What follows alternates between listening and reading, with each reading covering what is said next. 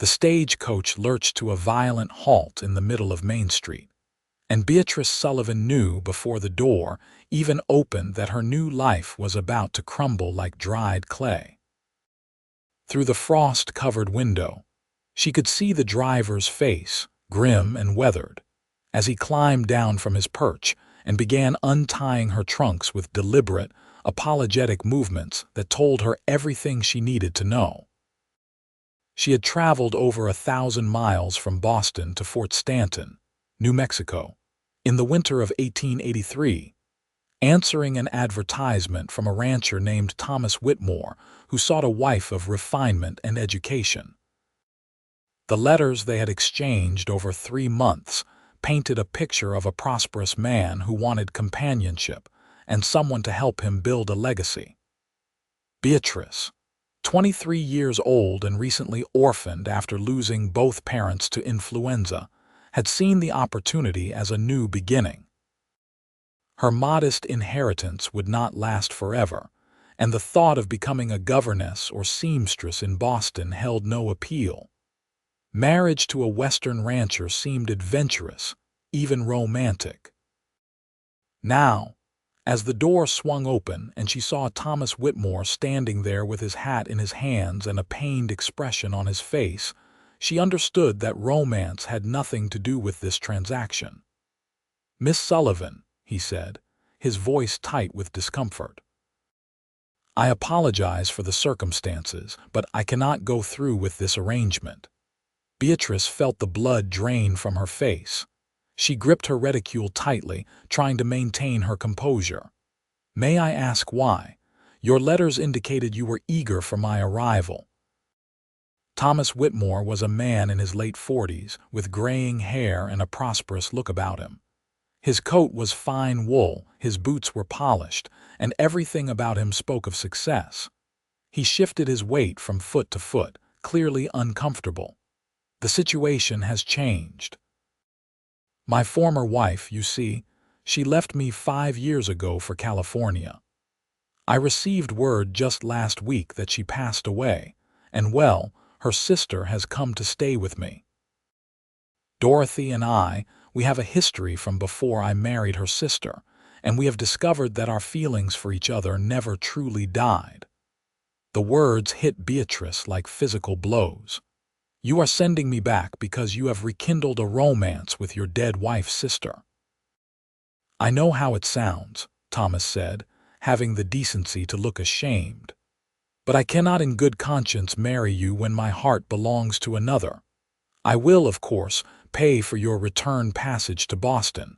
The stage leaves tomorrow morning." Beatrice stood frozen in the coach doorway, looking out at the small crowd that had gathered to witness this humiliating spectacle. Fort Stanton was not a large town, consisting of a single main street lined with wooden buildings, a general store, a saloon, a church, and various other establishments that served the surrounding ranches and the nearby military fort. Mountains rose in the distance, their peaks covered with snow, and the wind that swept down from them cut through her traveling cloak like a knife. "Tomorrow morning," she repeated, her voice hollow. "And where am I to stay tonight?" "There is a boarding house," Thomas said quickly, pulling out his wallet. "Mrs. Henderson runs a respectable establishment. I will cover the cost of your room and meals." He pressed several bills into her hand, his eagerness to be rid of her evident in every gesture. The driver had already set her 3 trunks on the wooden sidewalk. Thomas tipped his hat to her, murmured another apology, and walked quickly away toward a waiting carriage where a woman in a dark dress watched from behind the curtain. Beatrice watched him go, feeling the curious stares of the townspeople boring into her back. "Madam," the stagecoach driver touched her elbow gently. "Mrs. Henderson's place is just down the street. I can help you with your trunks." "Thank you," Beatrice managed, though her throat felt tight with unshed tears. She would not cry in front of these strangers. She had been raised to maintain dignity in all circumstances, and she would not abandon that training now, even as her world collapsed around her. The boarding house was a 2-story wooden structure painted white, with a covered porch and lace curtains in the windows. Mrs. Henderson turned out to be a kindly woman in her 60s who asked no questions and showed Beatrice to a small but clean room on the second floor. The driver deposited her trunks, refused the coins she offered him, and left with a sympathetic nod. Alone in the room, Beatrice finally allowed herself to sit on the narrow bed and absorb what had happened. She had burned her bridges in Boston, selling her parents' house and most of their belongings, keeping only what she could carry. She had no home to return to, no family waiting for her. Her small inheritance, already depleted by travel expenses and the cost of her trousseau, would not sustain her for long. She was stranded in a town where everyone knew she had been rejected before the marriage even took place. The shame of it was almost unbearable. A knock on the door interrupted her spiraling thoughts. "Miss Sullivan," Mrs. Henderson's voice called gently. "I have brought you some tea and biscuits. You must be famished after your journey." Beatrice opened the door to find the older woman holding a tray with a steaming pot and a plate of food. The kindness in her eyes was almost too much to bear. "Thank you," Beatrice whispered. Mrs. Henderson set the tray on the small table by the window. "I heard what happened," she said bluntly. "Thomas Whitmore is a fool, if you will pardon me saying so, but you seem like a sensible young woman, and I want you to know that you have options beyond running back east with your tail between your legs." Beatrice looked up sharply. "What do you mean? This territory needs women like you. Educated, refined, capable. There is a schoolteacher position that has been vacant since September when Miss Pritchard married and moved to Santa Fe. The town council has been desperate to fill it. You mentioned in passing to the driver that you studied literature and history. Were you being truthful?" "Yes," Beatrice said, feeling a small spark of hope kindle in her chest. "I attended a young ladies' academy in Boston. I am well versed in literature, history, mathematics, and French." "Then you are overqualified for our little schoolhouse, Mrs. Henderson said with a smile. "But the position is yours if you want it. The salary is modest but includes housing in the teacher's cottage behind the school. It would give you independence and time to decide what you truly want." Beatrice felt tears prick her eyes, but this time they were tears of relief rather than despair. "Why are you being so kind to me?" Mrs. Henderson patted her hand. "Because 30 years ago I was in almost the exact same position.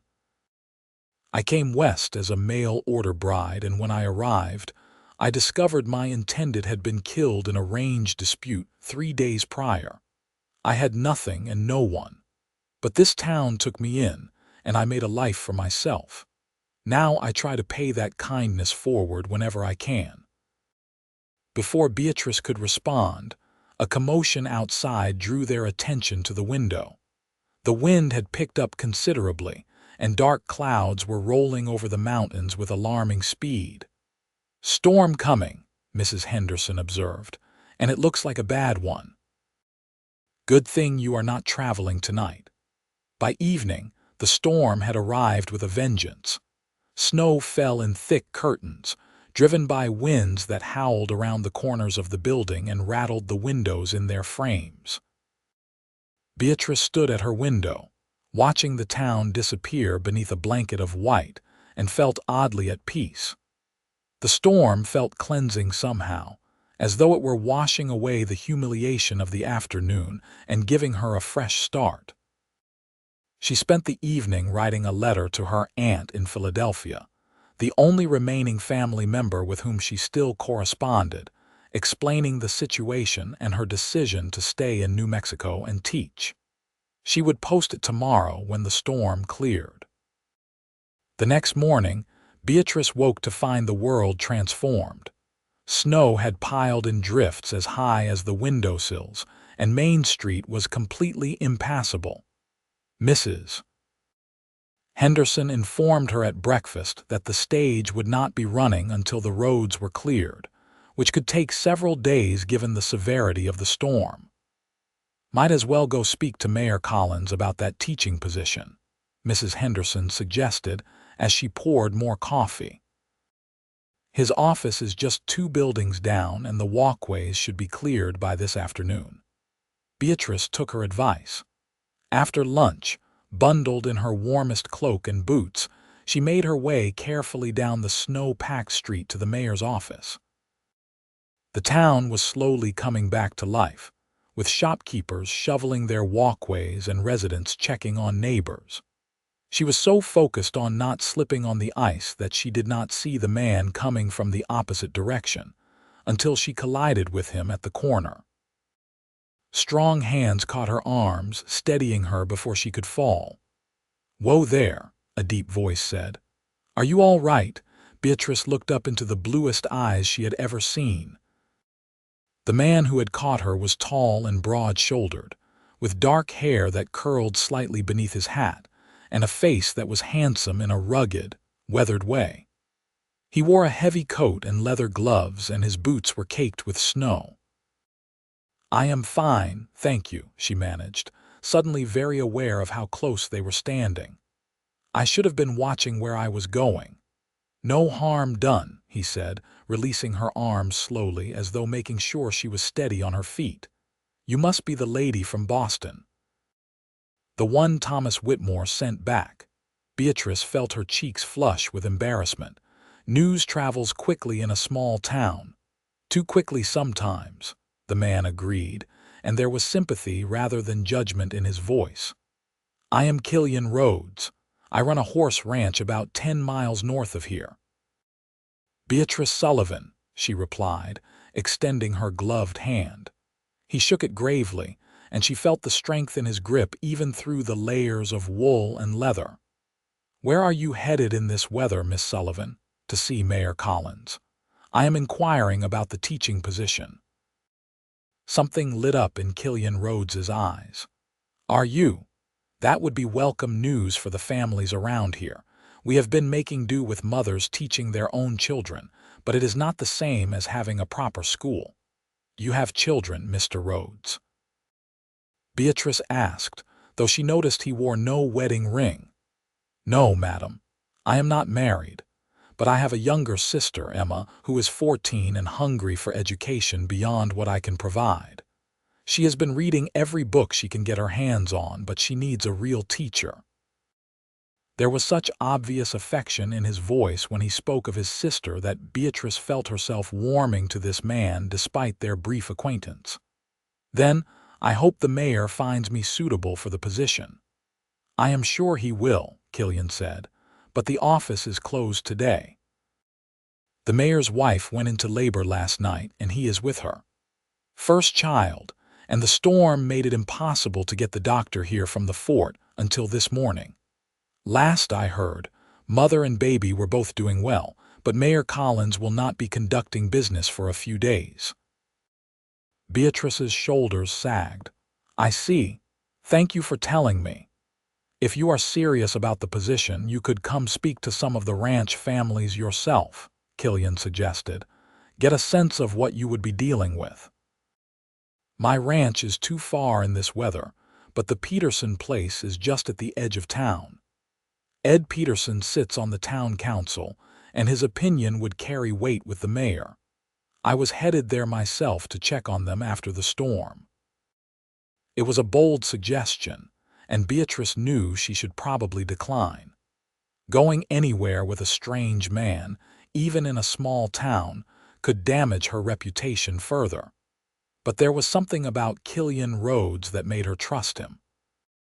Perhaps it was the directness of his gaze or the gentle way he had steadied her. Or perhaps she was simply tired of being cautious and proper when it had gotten her nowhere. "I would appreciate that, Mr. Rhodes," she said. They walked together through the snow-covered streets, and Killian shortened his stride to match hers. He pointed out various buildings and landmarks, telling her about the town's history. Fort Stanton had been established as a military post in 1855, and the town had grown up around it to serve the soldiers and the surrounding ranchers. The area had seen its share of conflict during the Apache Wars and the Lincoln County War, but things had been mostly peaceful for the past few years. Mostly peaceful, Beatrice repeated. That is a qualified statement. Killian smiled, and it transformed his serious face into something warm and appealing. This is still the frontier, Miss Sullivan. We have our share of troubles. Cattle thieves, the occasional dispute over land or water rights, winter storms that can kill livestock and people if they are not careful. But it is a good place, and the people are decent. The Peterson homestead sat on a plot of land at the southern edge of town, with a neat house, a barn, and several outbuildings. Children's voices could be heard from inside, and when Killian knocked on the door, it was opened by a harried-looking woman with flour on her apron and a baby on her hip. "Killian Rhodes, thank the Lord," Mrs. Peterson exclaimed. "Ed went out to check the herd after the storm, and I have been worried sick. Have you seen him?" "I am sure he is fine, Martha," Killian said reassuringly. "The snow was deep, but it is clearing now. I actually came to introduce you to Miss Beatrice Sullivan. She is interested in the teaching position." Martha Peterson's eyes widened, and she ushered them inside immediately. Come in, do not stand there in the cold. Children, we have visitors." The Peterson home was warm and chaotic, filled with the evidence of a large family. 3 children appeared from various rooms, ranging in age from about 6 to 12. They stared at Beatrice with open curiosity. "Miss Sullivan is from Boston," Killian explained. "She has education in literature, history, mathematics, and French." "French?" The oldest child, a girl, breathed. "Oh, Mama, can she really teach us French?" Martha Peterson looked at Beatrice with an expression that bordered on reverence. "Miss Sullivan, if you are truly willing to take on our children, you would have the gratitude of every family in this county. We have been desperate for a proper teacher. Can you start soon?" "I need to speak with Mayor Collins first," Beatrice said, overwhelmed by the enthusiastic response. "But yes, I am very interested in the position." "The mayor will approve it, mark my words," Martha said firmly. "Ed will make sure of it. Oh, this is wonderful news. Miss Sullivan, you must stay for lunch, I insist." The meal was simple but hearty. Stew made from last night's roast, fresh bread, and apple pie. The children peppered Beatrice with questions about Boston and what school would be like, and she found herself relaxing in the warmth of their enthusiasm. Killian sat across from her, mostly quiet, but she was aware of his eyes on her throughout the meal, watching her with an expression she could not quite decipher. After lunch, as they walked back toward the boarding house, Killian said, "You are good with children. You will make an excellent teacher." "Thank you," Beatrice said, feeling pleased by the compliment. "Your sister, Emma, she must be a remarkable young woman if she shares your kindness." Killian looked surprised. "You think me kind?" "I do. You did not have to help me today, yet you did. And you did it without any expectation of something in return, which is rarer than it should be." They had reached the boarding house, and Killian paused at the steps. "Miss Sullivan, I hope you will not think me too forward, but I would like to call on you." "Not immediately," he added quickly, seeing her expression. "I understand you have been through an ordeal and you need time to settle, but once you are established in your teaching position, if you would allow it, I would very much like to get to know you better." Beatrice felt her heart skip a beat. It was too soon, surely. She had only just been rejected by one man. But there was something about Killian Rhodes that drew her, something genuine and steady that had been utterly lacking in Thomas Whitmore. "I think I would like that, Mr. Rhodes," she said softly. His smile was worth the risk. "Killian, please, and I will call you Beatrice if you will allow it." "When we are not in company," she agreed, aware of the proprieties even as she bent them. The next few days passed in a blur of activity. The roads were cleared, but Beatrice sent word to the stage office that she would not be taking the return passage to Boston. Mayor Collins, exhausted but elated after the birth of his son, met with her in his office and formally offered her the teaching position. The salary was indeed modest, $40 a month, but with housing provided, it was enough to live on comfortably. The teacher's cottage needed work. It had been empty for 4 months and was dusty and cold, but it was soundly built with 2 rooms, a stone fireplace, and real glass windows. Mrs.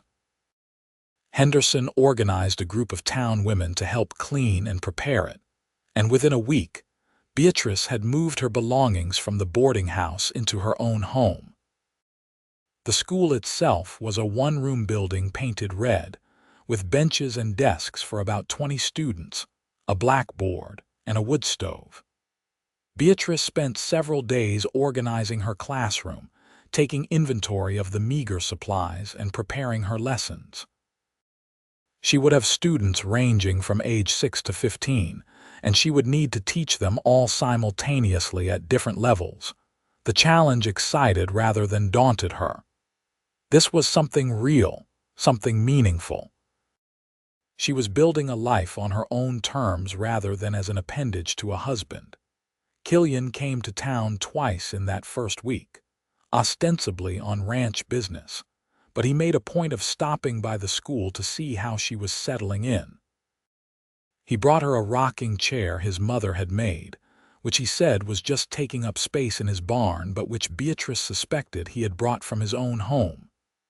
He also brought his sister Emma, a tall, gangly girl with her brother's blue eyes and a voracious intellect. "I am so glad you are here," Emma said fervently. "Killian tries to help me with my studies, but he only went to school through 8th grade, and there is so much more I want to learn." "Then we will learn it together," Beatrice promised. "What subjects interest you most?" "Everything," Emma said simply, "but especially history and literature. I want to understand the world beyond our ranch. I want to read Shakespeare and Homer and all the great writers." Beatrice felt an immediate kinship with this earnest young woman. "Then that is exactly what we will do." School began on a cold Monday morning in late January. 17 students arrived, ranging from the Peterson children to several older boys who worked on their family ranches, but had been sent by their parents with firm instructions to apply themselves to their education. Beatrice stood at the front of the classroom, looking at their expectant faces, and felt a sense of purpose that had been missing from her life in Boston. "Good morning," she said. "My name is Miss Sullivan, and I am honored to be your teacher. We are going to learn many things together this year, but the most important lesson I want you to take from this classroom is that education is the key to freedom. It opens doors and creates opportunities. No matter where life takes you, the knowledge you gain here belongs to you forever." The students absorbed this, and she saw several of them sit up straighter. She began with the younger children, starting them on basic reading and arithmetic, then moved to the older students, challenging them with more advanced concepts. Emma Rhodes proved to be every bit as intelligent as her brother had suggested, devouring every assignment Beatrice gave her and asking for more. The days fell into a rhythm.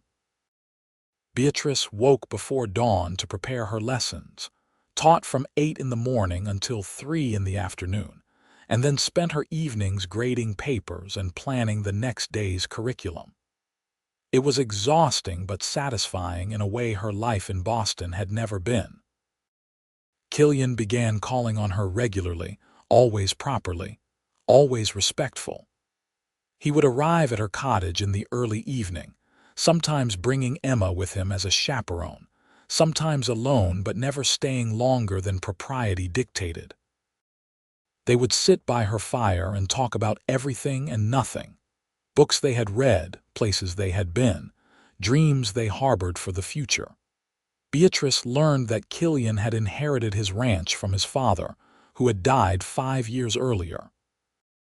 His mother had passed when he was 16, leaving him to raise Emma, who had been only 5 at the time. He had built the ranch from a struggling operation into one of the most successful horse breeding enterprises in the territory through sheer hard work and determination. "I breed horses for the cavalry," he explained one evening, "and for ranchers who need good stock. It is steady work and it provides well for Emma and me. But sometimes I wonder if there is more to life than just work. What would you want if you could have anything?" Beatrice asked, genuinely curious. Killian was quiet for a long moment, staring into the fire. "A family," he said finally. "A wife who was a true partner, children to carry on the ranch, someone to share the burden and the joy of building something lasting. But finding that out here, it is not easy. Most of the available women in the territory are already spoken for, and I cannot just abandon the ranch to go courting in the cities." "Is that why you never advertised for a mail-order bride?" Beatrice asked, thinking of her own failed attempt at that arrangement. "I thought about it," Killian admitted. "But it seemed wrong somehow, choosing a wife from letters and a photograph. I want to know a woman's heart, her mind, her dreams. I want to fall in love, old-fashioned as that sounds." Beatrice felt warmth spread through her chest. "It does not sound old-fashioned. It sounds wonderful." Their eyes met, and something passed between them, an acknowledgement of what was growing between them. Killian reached across the small space separating their chairs and took her hand. His touch was warm and solid and real. "Beatrice," he said softly, "I know it has only been a few weeks, but I need you to know that my intentions toward you are entirely serious. I am not a man who plays games or trifles with a woman's affections. If you allow me to continue calling on you, it is because I am courting you with the hope that you might one day agree to be my wife." Her breath caught. It was too soon, surely. She barely knew him, but her heart seemed to have other ideas, racing in her chest at his words. "Killian, I care for you. I cannot deny that. But I have been hurt so recently. I need time to be sure of my own feelings, to be certain that what I feel is real and not just gratitude or loneliness." "I understand," Killian said, squeezing her hand gently. "Take all the time you need. I am a patient man, and you are worth waiting for." Winter slowly gave way to early spring. The snow melted from the mountains, and the first wildflowers began to appear in the meadows around Fort Stanton. Beatrice's school thrived, with several families from outlying ranches sending their children to board in town during the week so they could attend classes. Emma Rhodes became her star pupil and her friend, and through Emma, Beatrice learned more about Killian. "He is happier than I have seen him in years," Emma confided one afternoon as they walked together from the school to the general store. "He sings while he works now, and he has started fixing up the main house. He had let it get run down after Father died, focusing all his energy on the ranch.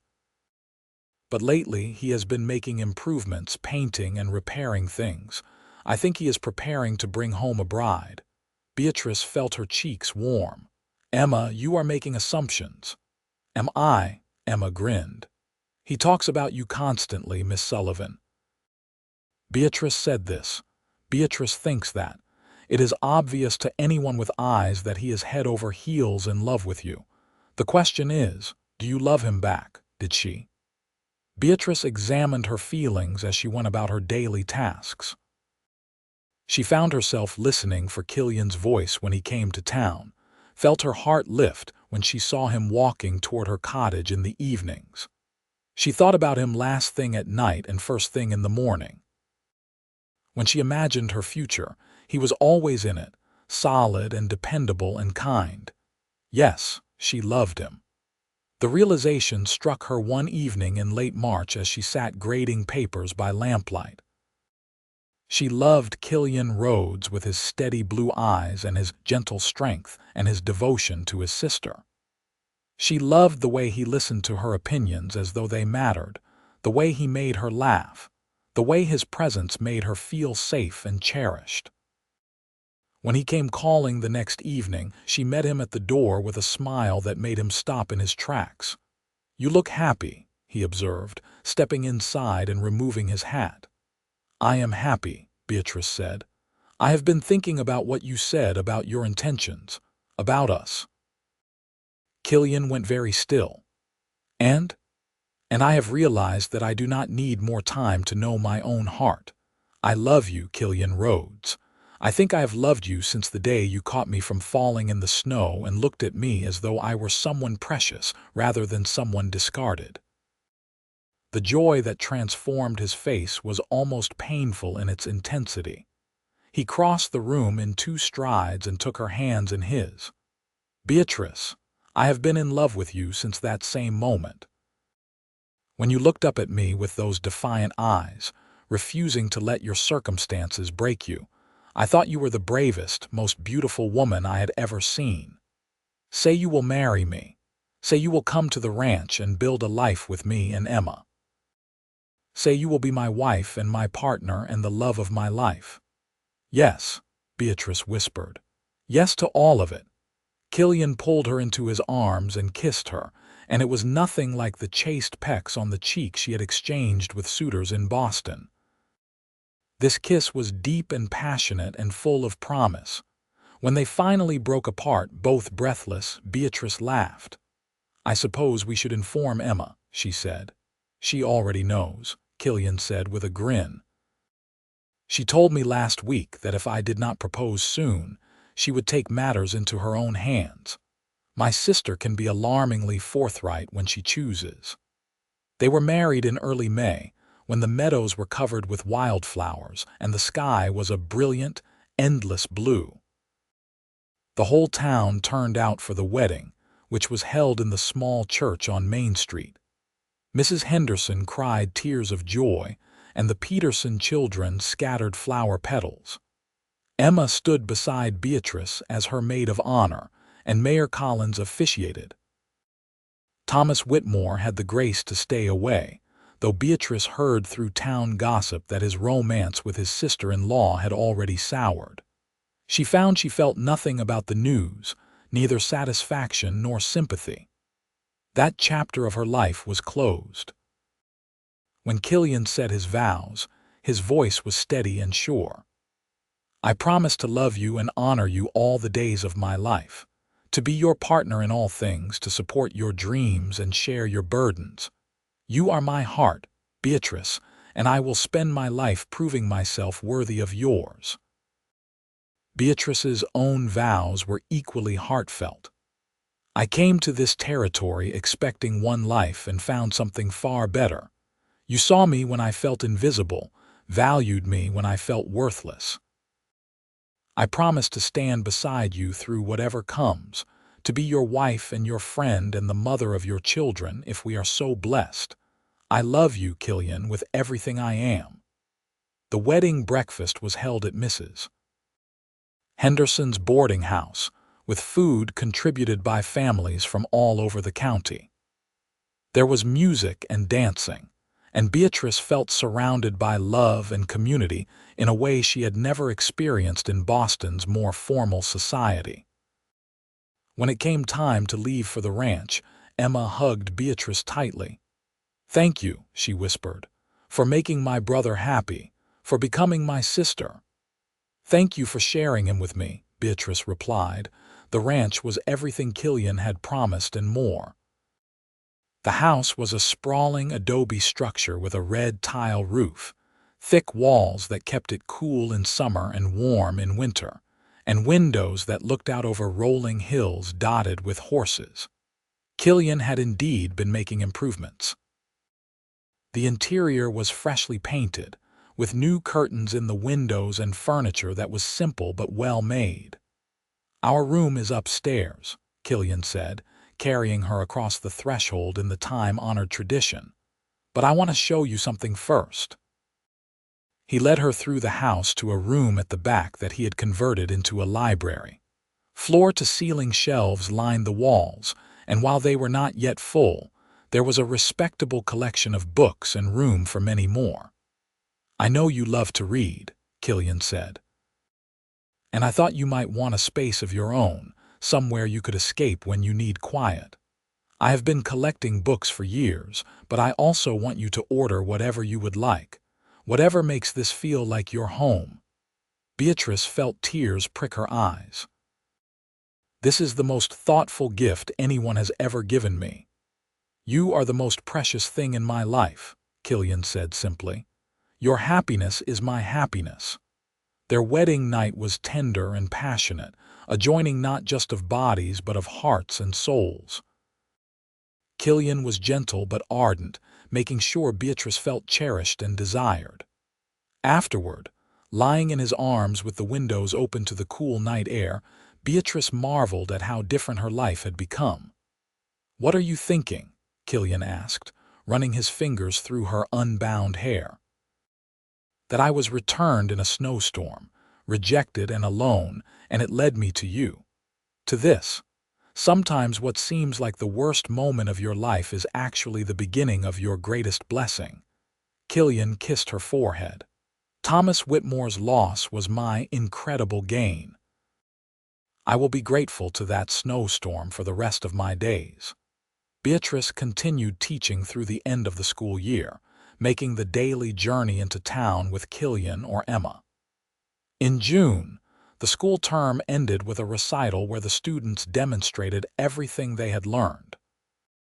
Parents wept with pride as their children recited poetry, solved complex mathematics problems, and even spoke simple phrases in French.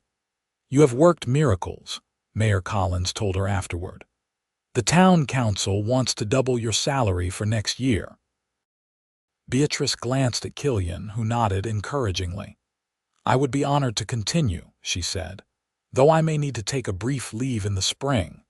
The mayor looked puzzled until Killian cleared his throat.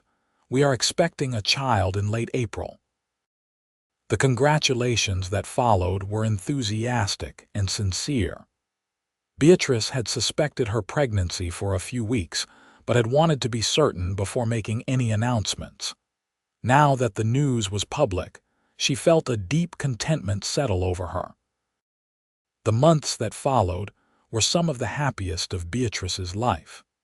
She taught through the fall and early winter, finally taking her leave in February when the daily travel became too taxing. Emma stepped in as a temporary teacher, thrilling at the responsibility and proving herself more than capable.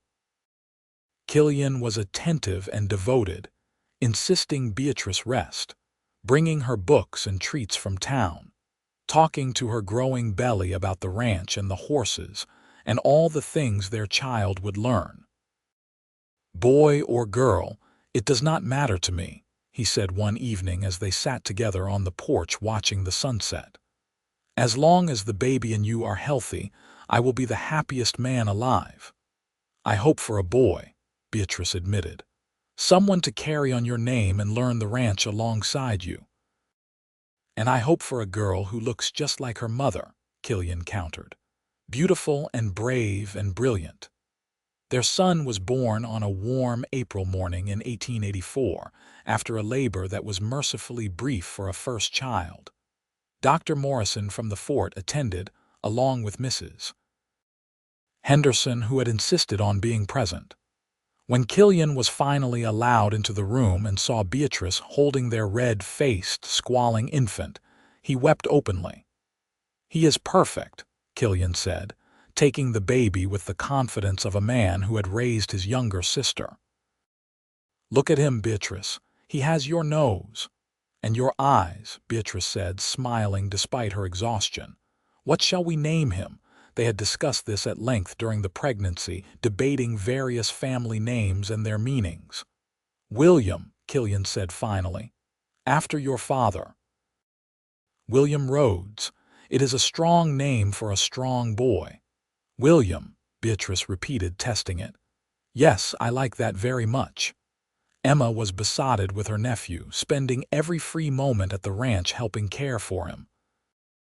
The ranch hands, crusty cowboys who had worked for Killian's father, melted at the sight of the baby and took to carving wooden toys and bringing small gifts whenever they came to the main house. Beatrice healed quickly and found motherhood suited her. She loved the weight of her son in her arms, the smell of his skin, the way his tiny hand would grip her finger with surprising strength. When he was 6 weeks old, she began taking him into town with her, and the schoolchildren were delighted to meet baby William. Life settled into a new rhythm.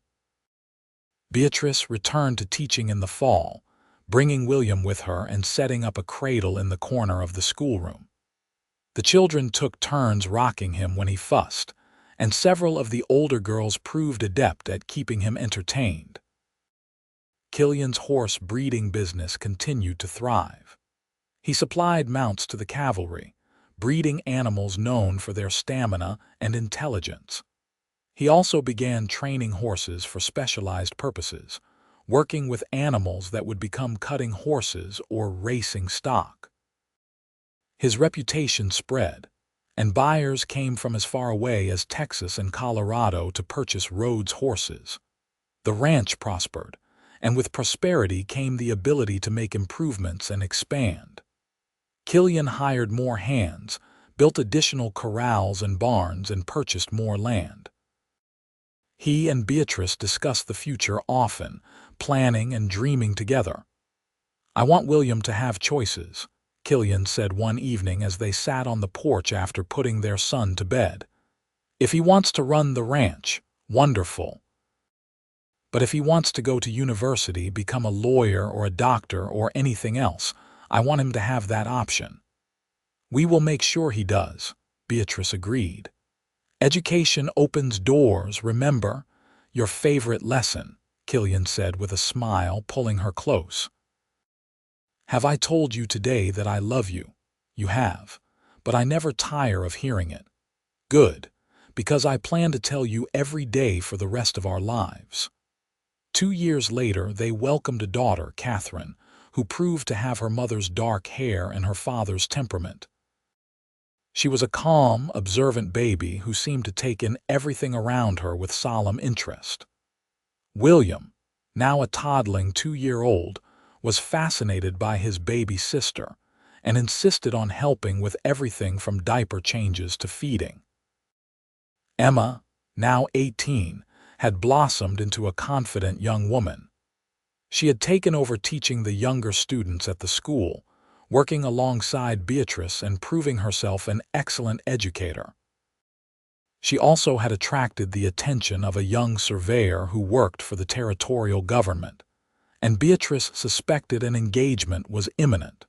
Sure enough, Emma announced in the fall of 1886 that she and Michael Patterson were planning a Christmas wedding. "I know it means leaving the ranch," Emma said, tears in her eyes as she told Killian. "But Michael has been offered a position in Santa Fe, and it is too good an opportunity to pass up. Will you be terribly angry?" "Angry?" Killian pulled his sister into a fierce hug. "Never. I am proud of you, Emma. You have grown into an amazing woman, and Michael is lucky to have you, but we will miss you terribly." "I will visit often," Emma promised. "And you and Beatrice must bring the children to Santa Fe. It is not so far." The wedding was beautiful, and saying goodbye to Emma was bittersweet. But Beatrice was glad her sister-in-law had found love and was building her own life. It was what Killian wanted for her, what they both wanted for all the people they loved. With Emma gone, Beatrice hired an assistant teacher, a young woman named Clara who had just arrived from Missouri. The school had grown to nearly 30 students, too many for one teacher to manage effectively. Clara proved capable and enthusiastic, and she and Beatrice worked well together. The years flowed past, marked by the changing seasons and the milestones of family life. William started school and showed an aptitude for mathematics and a love of animals. Catherine was quieter but equally intelligent, preferring books to outdoor play. In 1888, they welcomed another son, James, who was loud and energetic from the moment of his birth. The ranch continued to expand. Killian took on a partner, one of his most trusted hands, to help manage the daily operations. This freed up more time for him to spend with his growing family, time he treasured above all else. "You ever regret it?" Beatrice asked him one evening as they watched their children play in the yard while the sun set behind the mountains. "That I brought complications into your life. You could have married someone simpler, someone without a past." Killian turned to her with an expression of such love that it took her breath away. "Beatrice Rhodes, you are the best thing that ever happened to me. You brought light and joy and purpose into my life. You gave me these beautiful children and a partnership I treasure more than anything. I would not change a single moment, not even the snowstorm that brought you to me." "It did bring me to you, did it not?" Beatrice mused. "If Thomas Whitmore had not rejected me, if the storm had not trapped me in town, if you had not been there at exactly the right moment, we might never have met." "I do not believe that," Killian said. "I think we were meant to find each other. The universe has a way of bringing people together who are supposed to be together. We were always destined for this, Beatrice. This life, this love, these children. All of it was written in the stars long before we were born." Beatrice leaned her head on his shoulder, watching their children. William was teaching Catherine how to skip stones in the small pond near the house, while baby James toddled after them on unsteady legs. The mountains rose purple in the distance, and the air smelled of sage and wildflowers. She thought about the young woman who had stepped off the stagecoach in Fort Stanton nearly 7 years ago, humiliated and frightened and alone. She could hardly recognize herself in that person now.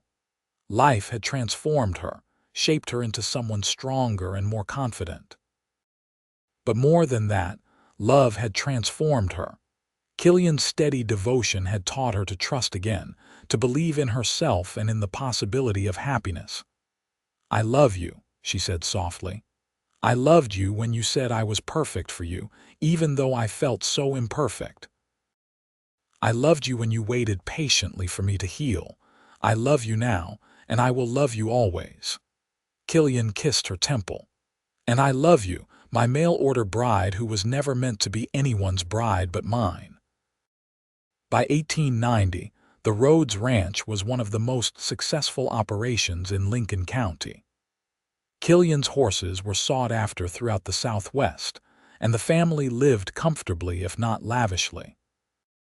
Beatrice had scaled back her teaching to part-time, focusing on advanced students while Clara managed the day-to-day operations of the school.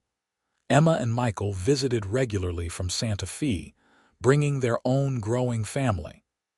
Emma had 2 daughters and was pregnant with a 3rd child. The cousins played together during these visits, and the house rang with laughter and chaos. William was now 8, tall for his age and showing signs of his father's build. He spent every spare moment with Killian, learning about horses and ranching.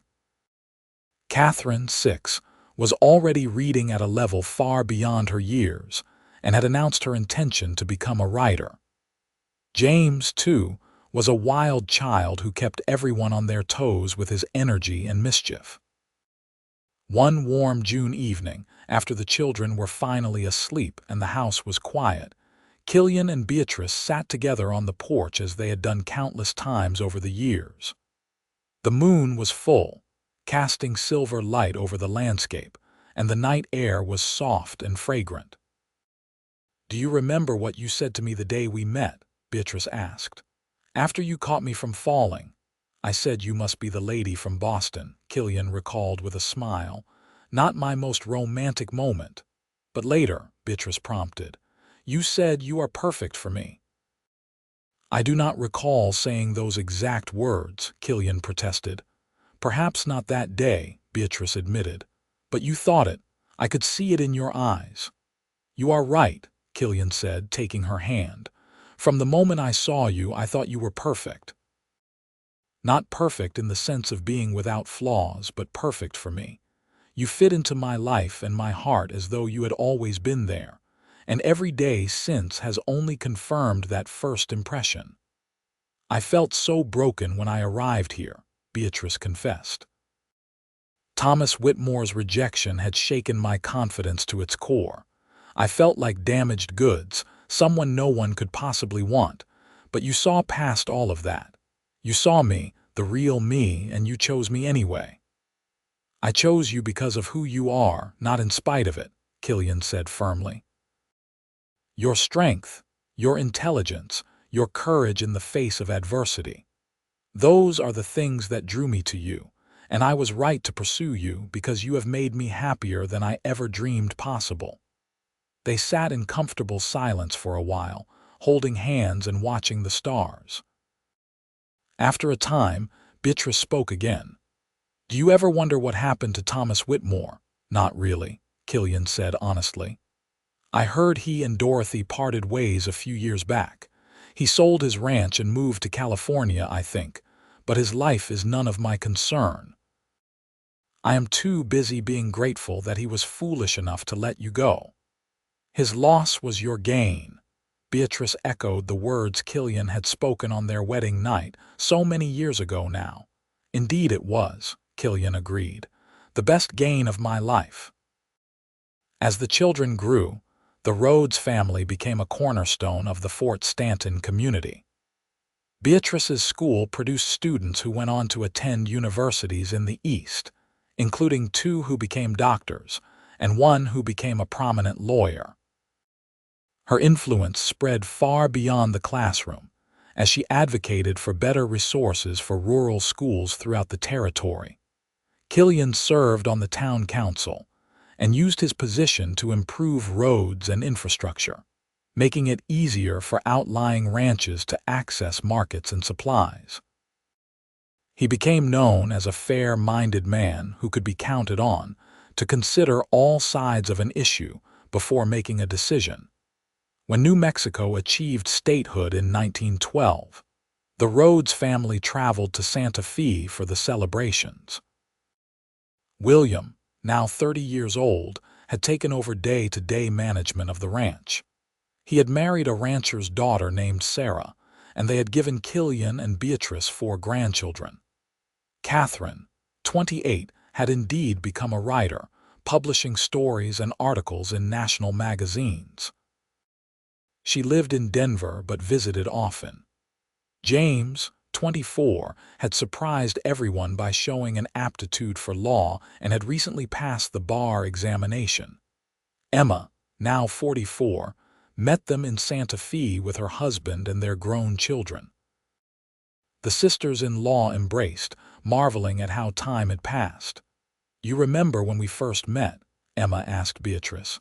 "I was so desperate for a real teacher and you seemed like an answer to prayer."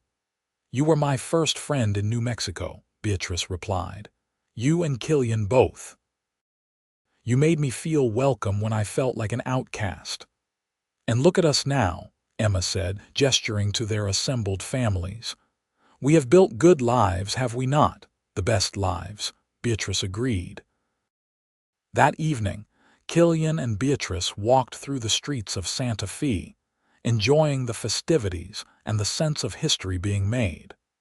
New Mexico was no longer a territory but a state, with all the rights and responsibilities that entailed. It felt like the closing of one chapter and the opening of another. "We have lived through interesting times," Killian observed. "From the frontier to statehood, from outlaws and Indian wars to electric lights and automobiles. The world has changed so much." "But some things remain constant," Beatrice said, squeezing his arm. "Love, family, the things that truly matter." "You are right," Killian said. "Those are the things that endure." They returned to the ranch the following week, both content to be home. The pace of life in Santa Fe had been exciting but exhausting. Here, surrounded by the mountains and the open sky, they could breathe. One afternoon in late spring, as Beatrice worked in her garden, she paused to rest and found herself thinking about the long journey that had brought her to this place. Nearly 30 years had passed since that cold winter day when she had stepped off the stagecoach, rejected and alone. 30 years of joy and sorrow, triumph and challenge, love and loss. Her parents were long gone, as was Mrs. Henderson, who had passed peacefully in her sleep 5 years earlier. Many of the students from her early teaching days were now parents themselves, sending their own children to the school. The town had grown, the territory had become a state, and the world had moved forward inexorably. But through it all, Killian had been her constant. His love had never wavered, never faltered. He had supported her dreams, shared her burdens, and given her a family and a home. She could not imagine her life without him. As though summoned by her thoughts, Killian appeared around the corner of the house, leading his favorite mare. At 62, he moved more slowly than he once had, and his dark hair was now almost entirely gray, but his blue eyes were as bright and clear as ever. "There you are," he said with a smile. "I thought you might like to go for a ride. The wildflowers are beautiful up in the high meadow." Beatrice stood, brushing dirt from her skirt. "That sounds lovely." They rode together through the warm afternoon, moving at an easy pace that allowed them to savor the scenery. The meadow was indeed spectacular, carpeted with flowers in every color imaginable. They dismounted and walked hand in hand through the blossoms, talking and laughing like young lovers. "You have any regrets?" Beatrice asked, a question she had asked before but felt compelled to ask again. "Anything you would change if you could?" Killian stopped walking and turned to face her. He took both her hands in his, looking at her with an intensity that reminded her of the young man who had caught her from falling in the snow all those years ago. "Beatrice, I have lived 62 years on this earth. Some of those years were hard, full of struggle and loss. But the years I have spent with you have been the best of my life. You have given me purpose and joy beyond measure. You have been my partner, my lover, my best friend. If I could change anything, I would only want more time, more years to spend loving you." Tears filled Beatrice's eyes. "I feel the same way. You saved me, Killian, not just that day in the snow, but every day since. You showed me what love really means." "We saved each other," Killian corrected gently. "I was existing before you came along, but I was not really living. You taught me how to live fully, how to embrace joy, how to believe in the future. We are partners in the truest sense, and I thank God for the snowstorm that brought you to me." They stood together in the meadow, surrounded by wildflowers and mountains and sky, and Beatrice felt a profound sense of peace. This was her life, the one she had chosen and built with her own hands and heart. It had not been the life she expected when she boarded that train in Boston, but it was so much better than anything she could have imagined. The years continued to pass, bringing their share of changes and challenges. The world moved into new decades, and technology advanced at a pace that seemed miraculous to those who remembered the old frontier days. But the Rhodes Ranch endured, passed down through generations, a testament to the hard work and love of those who had built it. Killian and Beatrice grew old together, their love deepening and maturing with the years. They watched their grandchildren grow and their great-grandchildren arrive. They celebrated anniversaries and milestones, weathered sorrows and losses, and through it all, they held fast to each other. On their 50th wedding anniversary in 1934, their entire family gathered at the ranch for a celebration that lasted 3 days.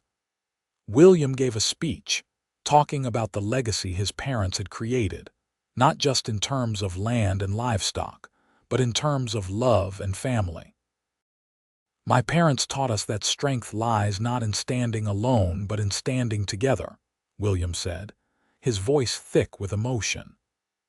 They showed us that true love is not about grand gestures but about daily choices, about choosing each other every single day. They built something beautiful and lasting, and we are all blessed to be part of it. Beatrice, now 73, wept openly as she listened to her son's words. Killian, 76 and leaning heavily on a cane, squeezed her hand tightly. "He is right," Killian whispered to her. "We did build something beautiful, and it all started with you." "With us," Beatrice corrected. "Always us."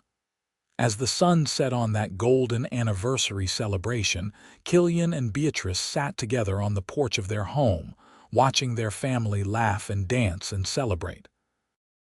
The house that had once been quiet and lonely now rang with the sounds of life and love. "Did you ever imagine this?" Beatrice asked, gesturing to the scene before them. "All of this?" "No," Killian admitted. "I hoped for love and family, but I could never have imagined how rich and full my life would become." "You exceeded every dream, Beatrice. You always have." "And you," she said softly, "you are the answer to prayers I did not even know to pray." That day in the snowstorm when Thomas Whitmore sent me back, I thought my life was over. But it was really just beginning. You saw me when I felt invisible. You loved me when I felt unlovable. You told me I was perfect for you, and you spent 50 years proving that you meant it. "Because I did," Killian said. "Because you are perfect for me in every way that matters." They sat together as the stars came out one by one, filling the vast New Mexico sky with light. Around them, their family continued to celebrate, but Killian and Beatrice were content to simply be together, holding hands and watching the night unfold. This was the life they had built from nothing, from a chance meeting in a snowstorm and a choice to see the best in each other. It was a life rooted in love and watered with commitment, grown strong through shared challenges and sweeter through shared joys. Beatrice thought about the young woman she had been, stepping off that stagecoach with her broken dreams and bruised heart. She wanted to reach back through time and tell her younger self not to despair, that the rejection she feared was actually a redirection towards something infinitely better. She wanted to tell her that the cowboy who would catch her from falling would catch her heart as well, and that together they would build a love story for the ages. But perhaps she did not need to reach back. Perhaps that young woman had known, on some level, that this was where she belonged. Perhaps when Killian had caught her and looked at her with those steady blue eyes, she had recognized her future, even if she had not been ready to admit it yet. "I love you," she said, the words as true now as they had been the first time she spoke them, perhaps even more so because they were backed by 50 years of proof. "And I love you," Killian replied, "my Beatrice, my bride who came in a snowstorm, my perfect match, my everything." As the celebration continued around them, and the stars wheeled overhead, Killian Rhodes and Beatrice Sullivan Rhodes held each other close, grateful for every moment of the journey that had brought them together and sustained them through a lifetime. They had been tested by circumstances and refined by challenges, but their love had never wavered. The mail-order bride who had been returned in a snowstorm had found her home, her purpose, and her heart. The cowboy who said she was perfect for him had spent half a century proving that he meant every word. And together, they had created something that would endure long after they were gone. A legacy of love, a family bound by affection and respect, and a story that their descendants would tell for generations to come. This was their happily ever after, earned through patience and perseverance, built on trust and tenderness, and made perfect by the simple truth that they had chosen each other every day for 50 years. As the night deepened and the celebration finally wound down, as their children and grandchildren and great-grandchildren found their beds, Killian and Beatrice remained on the porch, reluctant to let the perfect day end. "Shall we go inside?" Killian finally asked. "In a moment," Beatrice replied.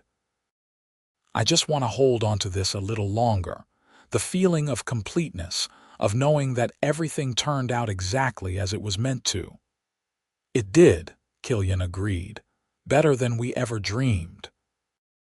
When they finally rose to go inside, Killian steadying himself with his cane and Beatrice taking his arm, they paused at the door to look back at the ranch spread out before them. The barns and corrals, the pastures dotted with horses, the mountains rising in the distance, all of it bathed in starlight. "Home," Beatrice said simply. "Home," Killian echoed, "because you are here." They went inside together, closing the door on the night but not on the love that had sustained them through all the years. That love would continue, burning bright and true, a beacon for their family and a testament to the power of second chances, of seeing the beauty in brokenness, and of believing that sometimes the wrong road leads to exactly the right destination. The snowstorm that had trapped Beatrice in Fort Stanton all those years ago had seemed like a disaster at the time. But it had been a gift, a moment of divine intervention that had brought two souls together who were meant to find each other. From that cold, desperate beginning had grown a warmth and richness that illuminated everything it touched. And as Killian and Beatrice lay down to sleep that night, hands clasped between them as they had been every night for 50 years, they knew without a doubt that they had been blessed beyond measure. The mail-order bride and the cowboy, the woman who was rejected and the man who saw her perfection, had found their forever in each other. This was their story, complete and whole with no loose ends and no regrets. Just love, pure and true and lasting, exactly as it was always meant to be.